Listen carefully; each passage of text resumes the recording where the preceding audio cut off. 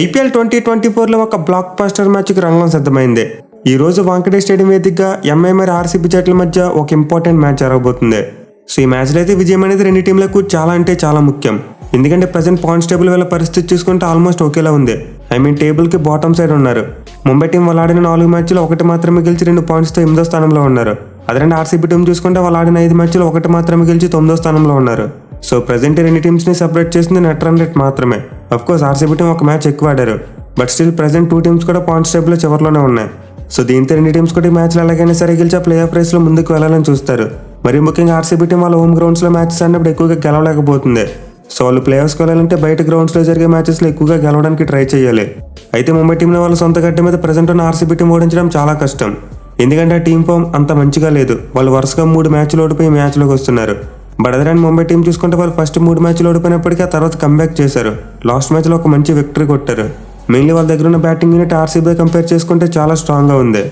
So first ఈ మ్యాచ్లో అయితే హోమ్ గ్రౌండ్లో ముంబై టీమే ఫేవరెట్స్గా ఉంటారు. వాళ్ళకి గెలిచే ఛాన్సెస్ ఎక్కువగా ఉంటాయి. ఇన్ఫాక్ట్ ఈ రెండు జట్ల మధ్య హెడ్ హెడ్ స్టాట్స్ చూసుకున్న ముంబై టీంకి చాలా మంచి ఎడ్జ్ ఉంది. మొత్తం 32 మ్యాచ్లు ఆడితే 18 మ్యాచ్ల్లో గెలిచారు, 14 మ్యాచ్ల్లో మాత్రం ఓడిపోయారు. అయితే లాస్ట్ 3 ఇయర్స్లో చూసుకుంటే మాత్రం ఆర్సీబీ టీం ముంబై టీంని ఎక్కువసార్లు ఓడించగలిగారు. లాస్ట్ 5 మ్యాచెస్లో ఆర్సీబీ వాళ్ళు 4 గెలిస్తే 1 మాత్రమే ముంబై గెలిచింది. ఇన్ఫాక్ట్ ఈ 5 మ్యాచెస్ ముందు మ్యాచ్లు కూడా ఆర్సీబీ వాళ్ళే గెలిచారు. సో ముంబై టీం మీద ఆర్సీబీ టీం రీసెంట్ ఏజ్లో చాలా మంచి ఫలితాలు చూశారు. బట్ స్టిల్ ఓవరాల్గా చూసుకుంటే మాత్రం ముంబై ఇండియన్స్కి అడ్వాంటేజ్ ఉంది. అండ్ ఆల్సో ముందు చెప్పుకున్నట్టు ఆర్సీబీతో కంపేర్ చేసుకుంటే వాళ్ళ ఫామ్ బాగుంది. అలాగే హోమ్ గ్రౌండ్లో మ్యాచ్ ఆడబోతున్నారు. బట్ ఎనివే రెండు జట్ల మధ్య మ్యాచ్ అంటే ఇప్పుడు కూడా చాలా హై వోల్టేజ్ ఉంటుంది. ఎస్పెషల్లీ మనం ఈ మ్యాచ్లో విరాట్ కోహ్లీ వర్సెస్ బౌమర్ లాంటి ఒక అద్భుతమైన బ్యాటిల్ చూడొచ్చు. వాళ్ళిద్దరిలో ప్రజెంట్ ఒకరు వరల్డ్ నెంబర్ 1 బ్యాట్స్మెన్ అయితే మరొకరు వరల్డ్ నెంబర్ 1 బౌలర్. సో ఖచ్చితంగా మ్యాచ్ అయితే చాలా క్లోజ్గా వెళ్ళే ఛాన్స్ ఉంది. ఇక మ్యాచ్ ఆడబోయే ముంబై వాంకడే స్టేడియం యొక్క పిచ్ రిపోర్ట్ చూసుకుంటే absolutely batting friendly wicket. Of course ఆడితే ఫస్ట్ మ్యాచ్లో తక్కువ రన్స్ వచ్చాయి, బట్ లాస్ట్ మ్యాచ్లో చూసాం ముంబై టీం 234 కొడితే ఢిల్లీ టీం కూడా 205 కొట్టింది. సో ఈ గ్రౌండ్ అయితే రన్ బెస్ట్గా పెట్టింది వేరు. ఎస్పెషల్లీ బౌండరీస్ అయితే చాలా చిన్నగా ఉంటాయి. ఈ గ్రౌండ్లో అన్నింటికంటే పెద్ద బౌండరీ 72 మీటర్స్ ఉంది. సో మరోసారి అయితే మనం మంచి బ్యాటింగ్ ట్రాక్ని ఎక్స్పెక్ట్ చేయవచ్చు. అయితే అండర్ ది లైట్స్ చూసుకుంటే మాత్రం ఇనీషియల్గా పవర్ ప్లేలో బౌలర్స్కి హెల్ప్ దొరుకుతుంది. ఫాస్ట్ బౌలర్స్కు కొత్త బాల్తో కాస్త స్వింగ్తో పాటు సీమ్ మూవ్మెంట్ లభించే ఛాన్స్ ఉంది. మెయిన్లీ ఎంఐఎంఆర్ ఆర్ఆర్ జట్ల మధ్య మ్యాచ్ జరిగినప్పుడు ఇదే చూసాం. ఇనీషియల్గా అండర్ ది లైట్స్ బాల్ బాగా స్వింగ్ అయింది. సో పవర్ ప్లేలో పేస్ బౌలర్స్కు కాస్త హెల్ప్ తప్పిస్తే మిగతాదంతా కూడా బ్యాటింగ్ పిచ్గానే ఉండొచ్చు. ఇక ఈ గ్రౌండ్ యొక్క స్టాట్స్ విషయానికి వస్తే ఇప్పటివరకు మొత్తం 111 ఐపీఎల్ మ్యాచెస్ జరిగాయి. 111 మ్యాచెస్లో ఫస్ట్ బ్యాటింగ్ చేసిన టీం 51 మ్యాచ్లో గెలిస్తే చేస్ చేసిన టీం 60 మ్యాచెస్లో గెలిచాయి. అలాగే గ్రౌండ్లో ఫస్ట్ ఇన్నింగ్స్ యావరేజ్ స్కోర్ 169 రన్స్గా ఉంది. సో ఈ స్టాట్స్ బట్టి అయితే క్లియర్గా చేసింగ్ చేసిన టీంకు కొంతవరకు అడ్వాంటేజ్ కనిపిస్తుంది. మెయిన్లీ గ్రౌండ్లో మ్యాచ్ సెకండ్ హాఫ్లో డ్యూ ఫ్యాక్టర్ చాలా కీ రోల్ ప్లే చేస్తూ ఉంటుంది. సో డ్యూ ఫ్యాక్టర్ని దృష్టిలో పెట్టుకుంటే ఖచ్చితంగా టాస్ గెలిచిన కెప్టెన్ ముందుగా ఫీల్డింగ్ తీసుకుంటారు. ఎస్పెషల్లీ రెండు టీమ్స్ యొక్క బౌలింగ్ యూనిట్స్ చాలా వీక్గా ఉన్నాయి. సో వాళ్ళ దగ్గర ఉన్న బౌలింగ్ యూనిట్తో టార్గెట్ని డిఫెండ్ చేసుకోవడం కష్టం కాబట్టి మోస్ట్ లైక్లీ టాస్ గెలిచిన కెప్టెన్ ముందుగా ఫీల్డింగే తీసుకుంటారు. ఇక ఈ గ్రౌండ్లో ముంబై టీంకి అయితే చాలా మంచి రికార్డు ఉంది. ఇన్ఫాక్ట్ ఈ గ్రౌండ్ వాళ్ళకి కంచుకోటగా చెప్తుంటారు. సో ముంబై వాంకడేలో ముంబై టీంని కొట్టడం కొంతవరకు కష్టమైన విషయమే. ఇన్ఫాక్ట్ వాళ్ళు ఈ గ్రౌండ్లో 80 మ్యాచ్లు ఆడితే 50 గెలిచి 30 మాత్రం ఓడిపోయారు. సో ఖచ్చితంగా ముంబై టీంకి అయితే హోమ్ అడ్వాంటేజ్ గట్టిగా ఉండబోతుంది. అలాగే ఆర్సీబీ మ్యాచ్ చూసుకుని ఈ గ్రౌండ్లో ముంబై టీంకి చాలా మంచి రికార్డు ఉంది. మొత్తం 10 మ్యాచ్లు ఆడితే వాళ్ళు ఏకంగా 7 మ్యాచ్లో గెలిచారు. బట్ ఆర్సీబీ టీం చూసుకుంటే ఈ గ్రౌండ్లో ముంబై మీద 3 మ్యాచ్లో మాత్రమే గెలిచారు. సో హెడ్ హెడ్ స్టాట్స్ అన్ని క్లియర్గా ముంబై టీంకి అనుకూలంగా కనిపిస్తున్నాయి. బట్ ఆర్సీబీ టీం మాత్రం ఏదైనా మ్యాజిక్ చేసి మ్యాచ్లో గెలిస్తే మాత్రం ఖచ్చితంగా ప్లే ఆఫ్ రేస్ చాలా ఇంట్రెస్టింగ్గా మారుతుంది. ఇక టీమ్స్ విషయానికి వస్తే ముంబై టీం తమ లాస్ట్ మ్యాచ్లో డీసీ టీంని ఓడించారు. మెయిన్లీ వాళ్ళ బ్యాట్స్మెన్ అద్భుతమైన పెర్ఫార్మెన్స్ ఇచ్చారు. అలాగే విక్టరీ తర్వాత వాళ్ళ డ్రెస్సింగ్ రూమ్లో చూసుకుంటే అట్మాస్ఫియర్ కూడా చాలా పాజిటివ్గా మారింది. ఇన్ఫాక్ట్ మ్యాచ్ ముగిసిన తర్వాత ముంబై మేనేజ్మెంట్ కొన్ని వీడియోలు పోస్ట్ చేశారు. అండ్ ఈ వీడియోలో రోహిత్ శర్మ మంచిగా మాట్లాడాడు. అలాగే ముంబై డ్రెస్సింగ్ రూమ్ అట్మాస్ఫియర్ చాలా పాజిటివ్గా కనిపించింది. సో ఫస్ట్ విక్టరీ రాగానే ముంబై టీం క్యాంప్లో కొంతవరకు మూడ్ మారింది. మెయిన్లీ వాళ్ళ బ్యాటింగ్ చూసుకుంటే ప్రతి బ్యాట్స్మెన్ కూడా బాగా కంట్రిబ్యూట్ చేస్తున్నారు. ఇన్ఫాక్ట్ లాస్ట్ మ్యాచ్లో వాళ్ళ బ్యాట్స్మెన్ ఎవరు కూడా హాఫ్ సెంచరీ కొట్టకపోయినా ఆ టీం ఏకంగా 234 రన్స్ కొట్టింది. సో దీన్ని బట్టి అర్థం చేసుకోవచ్చు అమ్మాయి బ్యాట్స్మెన్ ఎంత కలిసికట్టుగా రాణిస్తున్నారు అనేది. మెయిన్లీ పవర్ ప్లేలో ఇషాన్ కిషన్ మరియు రోహిత్ శర్మ ఒక బ్లిస్టరింగ్ స్టార్ట్ ఇస్తున్నారు. అంటే దాని మిడిల్ ఓవర్స్లో తిలక్ వర్మ మరియు హార్దిక్ క్యారీ చేస్తుంటే డెత్ ఓవర్స్లో డేవిడ్ మరియు షెపర్డ్ అద్భుతంగా ఫినిష్ చేస్తున్నారు. ఈవెన్ వాళ్ళకి చూసుకున్న సూర్యకుమార్ యాదవ్ లాంటి ప్లేయర్ కూడా టీంలోకి వచ్చేసాడు. లాస్ట్ మ్యాచ్లో డక్ కొట్టిన మ్యాచ్లో గట్టిగా కొట్టే ఛాన్స్ ఉంది, ఎందుకంటే ఆర్సీబీ టీం మీద అతనికి మంచి రికార్డు ఉంది. సో బ్యాటింగ్ పరంగా చూసుకుంటే ఎంఐ టీంలో పెద్దగా ప్రాబ్లమ్స్ ఏమీ లేవు. ఒక హార్దిక్ పాండ్యా స్ట్రైక్ రేట్ విషయంలోనే చిన్న సమస్య ఉంది. అతను కొంతవరకు స్లోగా బ్యాటింగ్ చేస్తున్నాడు. సో అతను కూడా తన ఫామ్ అందుకుని కుంగ్ఫూ పాండ్యాలా బ్యాటింగ్ చేస్తే ఇంకా ఎంఐ టీం బ్యాటింగ్ అసలు తిరిగే ఉండదు. మరి ముఖ్యంగా ఆర్సీబీ బౌలింగ్ యూనిట్ చాలా వీక్గా ఉంది. సో అలాంటి బౌలింగ్ యూనిట్ మీద ఇలాంటి బలమైన బ్యాటింగ్ అంటే మేబీ రికార్డులు బద్దలయ్యే ఛాన్సెస్ ఉంటాయి. ఎనివే ఎంఐ బ్యాటింగ్ ఎంత స్ట్రాంగ్గా ఉన్నప్పటికీ వాళ్ళ బౌలింగ్ మాత్రం అంత స్ట్రాంగ్గా కనిపించట్లేదు. ఈవెన్ వాళ్ళు లాస్ట్ మ్యాచ్లో గెలిచినప్పటికీ చాలా కష్టపడవలసి వచ్చింది.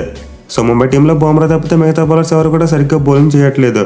మెయిన్లీ వాళ్ళ స్పిన్ బౌలింగ్ అయితే ఒక డిజాస్టర్. పీయూష్ చావ్లా ప్రతి మ్యాచ్లో కూడా రన్స్కి వెళ్తున్నాడు. అలాగే వాళ్ళు సెకండ్ స్పిన్నర్గా శ్యామ్ స్మలాని ట్రై చేశారు. ఈవెన్ లాస్ట్ మ్యాచ్లో నబీన్ కూడా తీసుకొచ్చారు, బట్ పెద్దగా వర్కౌట్ అవ్వట్లేదు.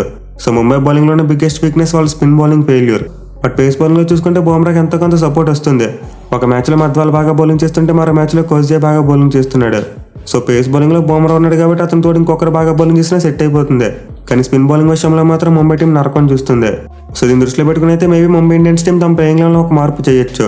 అదేంటంటే పీయూష్ చావ్లా ప్లేస్లో శ్రేయస్ గోపాల్ అంటే ఒక లెగ్ స్పిన్నర్ని తీసుకొస్తారు. లేదు చావ్లాకి చాలా ఎక్స్పీరియన్స్ ఉంది, కంబ్యాక్ చేయగలరు అనుకుంటే అతనికి మరో ఆపర్చునిటీ ఇస్తారు. సో ముంబై టీం లాస్ట్ మ్యాచ్లో గెలిచింది కాబట్టి మోస్ట్ లైక్లీ వాళ్ళ టీంలో ఎక్కువ మార్పులు జరగవు. ఇక ఆర్సీబీ టీం విషయానికి వస్తే వాళ్ళైతే అండర్ ది పంప్ వరుసగా 3 మ్యాచ్లు ఓడిపోయారు. మెయిన్ లాస్ట్ మ్యాచ్లో చూసుకుంటే చాలా ఘోరంగా ఓడిపోయారు. ఇన్ఫాక్ట్ వాళ్ళు ఓడిపోయిన 3 మ్యాచ్లు కూడా చాలా ఘోరంగానే ఓడిపోయారు. సో ఒకప్పుడు ఆర్సీబీ టీం అంటే మ్యాచ్లో ఓడిపోయినా కొంతవరకు ఫైట్ బ్యాక్ చేసేవాళ్ళు. కానీ ఈసారి మాత్రం వన్ సైడెడ్గా మ్యాచ్లో ఓడిపోతున్నారు. అది కూడా వాళ్ళ దగ్గర మంచి ఫామ్లో ఉన్న ఆటగాళ్ళు ఉన్న వాళ్ళని బెంచ్ మీద కూర్చోబెట్టి కావాలని మ్యాచ్లో ఓడిపోతున్నట్టు ఉంది. సో ఆర్సీబీ టీం అయితే తమ పద్ధతి మార్చుకోవాలి. బాగా ఆడే ప్లేయర్స్ని వెనక్కి పెట్టకుండా వాళ్ళకి ఆపర్చునిటీస్ ఎక్కువ ఇవ్వాలి. అలాగే బెంచ్ మీద వార్మ్ అవుతున్న ప్లేయర్స్ కూడా ఒక ఆపర్చునిటీ ఇచ్చి చూడాలి. సో ఆర్సీబీ టీం కనుక ఇంకో 2-3 మ్యాచ్లు ఓడిపోతే కథం, ప్లే ఆఫ్స్కి వెళ్ళలేరు. సో వాళ్ళు ఏదైనా చేయాలనుకుంటే ఇప్పుడే చేయాలి. టీంని బాగా సెట్ చేసుకుని వరుస పెట్టి ఒక 4-5 మ్యాచ్లో గెలవాలి. అప్పుడే వాళ్ళకి మూమెంటం వచ్చి ప్లే ఆఫ్ రేస్లో ఉంటారు. మెయిన్ వాళ్ళ బ్యాటింగ్ తీసుకుంటే most disappointing Glenn Maxwell batting. అతను బాల్తో అద్భుతంగానే రాణిస్తున్నప్పటికీ బ్యాట్తో మాత్రం కంప్లీట్గా ఫెయిల్ అవుతున్నాడు. ఇన్ఫాక్ట్ ఈ సీజన్లో ఒక్కసారి మాత్రమే డబుల్ డిజిట్ స్కోర్ కొట్టాడు అనుకుంటా. సో ఆర్సీబీ బ్యాటింగ్ మెరుగుపడాలంటే మ్యాక్స్వెల్ ఫామ్లోకి రావాలి. అలాగే గ్రీన్ చూసుకుని అంత మంచి ఫామ్లో లేడు. ఇన్ఫాక్ట్ మ్యాక్స్వెల్తో కంపేర్ చేసుకుంటే అతను ఇంకా వరస్ట్ ఫామ్లో ఉన్నాడు. అట్లీస్ట్ మ్యాక్స్వెల్ బౌలింగ్లోనే టీంకి కంట్రిబ్యూట్ చేస్తున్నాడు, కానీ గ్రీన్ మాత్రం బోత్ బ్యాట్ అండ్ బాల్తో ఫెయిల్ అవుతున్నాడు. అలాగే రజత్ పడిడార్ చూసుకొని అనుజ్ రావు చూసుకుని ఎవరు కూడా సరిగ్గా ఫామ్లో లేరు. సో ప్రజెంట్ ఆర్సీబీ బ్యాట్స్మెన్లో మంచి ఫామ్లో ఉంది ఇద్దరే, విరాట్ కోహ్లీ మరియు దినేష్ కార్తిక్. అండ్ ఆల్సో లామ్లర్ కూడా మంచి ఫామ్లోనే ఉన్నాడు, బట్ అతనికి ఛాన్స్లు ఇవ్వట్లేదు. ఇక డూప్లెసిస్ విషయానికి వస్తే రన్స్ కొడుతున్నాడు కానీ ఇంటెంట్ కనిపించట్లేదు.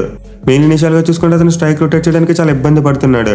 బట్ ఎన్ని మ్యాచ్లో ఆర్సీబీ టీంకి పాజిటివ్ ఏంటంటే బోత్ కోహ్లీ మరియు ఫ్యాఫ్ ఇద్దరికి కూడా ఈ గ్రౌండ్లో చాలా మంచి రికార్డు ఉంది. కోహ్లీకి 49 యావరేజ్ మరియు 152 స్ట్రైక్ రేట్ ఉంది. అలాగే ఫ్యాఫ్కి చూసుకుని ఈ గ్రౌండ్లో 45 యావరేజ్ అండ్ 132 స్ట్రైక్ రేట్ ఉంది. ఈవెన్ మనం బ్యాటిల్ వీడియోలో కూడా చెప్పుకున్నాం, వీళ్ళిద్దరికి బుమ్రా మీద కూడా అద్భుతమైన రికార్డు ఉంది. సో మరోసారి అయితే ఆర్సీబీ ఓపెనర్స్ ఈ మ్యాచ్లో చాలా కీ రోల్ ప్లే చేయబోతున్నారు. ఇక వాళ్ళ బౌలింగ్ విషయానికి వస్తే ఎంత తక్కువ మాట్లాడుకుంటే అంత మంచిది భయ్యా. నిజంగా ఆర్సీబీ బౌలింగ్ మరీ ఎంత వీక్ అయిపోతుందని చెప్పి నేనైతే అనుకోలేదు. అఫ్కోర్స్ వాళ్ళైతే ఇప్పుడు బ్యాటింగ్ మీద డిపెండ్ అయ్యే టీమే, బట్ వాళ్ళ బౌలింగ్ చూసుకుంటే గత 16 ఏళ్ళు ఇప్పుడు కూడా అంత వరస్ట్గా లేదు. సో ప్రజెంట్ అయితే ఇప్పుడు ఆర్సీబీ టీం దగ్గర ఒక గన్ బౌలర్ లేడు, ప్రతి ఒక్కరు కూడా రన్స్కి వెళ్ళే బౌలర్సే ఉన్నారు. మెయిన్ వాళ్ళ స్పిన్ బౌలింగ్ చూసుకుంటే మరీ పూర్. మనం ముంబై స్పిన్ బౌలింగ్ గురించి ఏదైతే చెప్పుకున్నా match is copy and paste. In fact MI దగ్గర కాస్త ఎక్స్పీరియన్స్ ఉన్న స్పిన్నర్స్ అయినా ఉన్నారు, బట్ వాళ్ళ దగ్గర చూసుకుంటే అందరూ కూడా యంగ్స్టర్సే. So first year RCB spin బౌలర్స్ని అయితే మరోసారి గట్టిగా టార్గెట్ చేస్తారు. ఇక పేస్ బౌలింగ్ విషయానికి వస్తే ఒక మ్యాచ్లో బాగా వేస్తున్నారు, ఒక మ్యాచ్లో చేతులు ఎత్తేస్తున్నారు. మెయిన్లీ సిరాజ్ లాంటి ఒక మెయిన్ బౌలర్ కన్సిస్టెంట్గా బౌలింగ్ చేయలేకపోతున్నాడు. అలాగే స్టైల్ చూసుకున్న స్టార్టింగ్లో మురిపించాడు కానీ ఇప్పుడు మొత్తం మాయ చేస్తున్నాడు.